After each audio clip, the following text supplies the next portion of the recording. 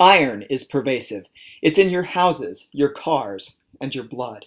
In times past, it conquered and built nations. It's given land and taken life at a rate rivaled perhaps only by gold. Poet Rudyard Kipling was correct in describing iron as master of men all. Iron was known to man as early as 3500 BC when ancient civilizations such as Egypt found it in meteorites, one of the rare sources of pure iron. Due to the apparent fact that it fell from the heavens in certain civilizations, it took on a religious significance and was valued at many times the value of gold. The name iron is a bit of a mystery with disputed origins, but it possibly came from the Anglo-Saxon word iron. The chemical symbol Fe is easier to trace, having a direct connection to the Latin word ferrous.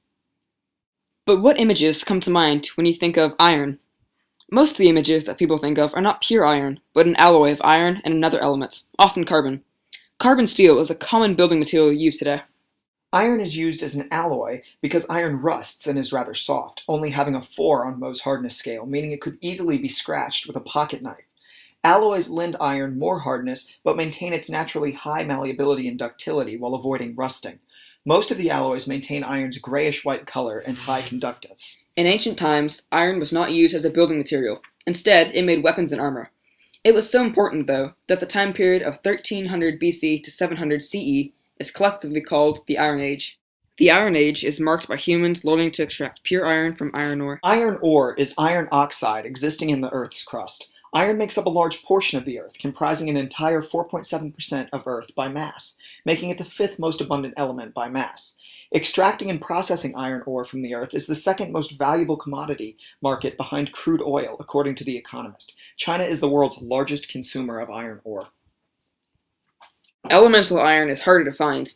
It is produced during fusion in stars, and in many cases it is the most dense element the star will be able to produce without ending its life cycle.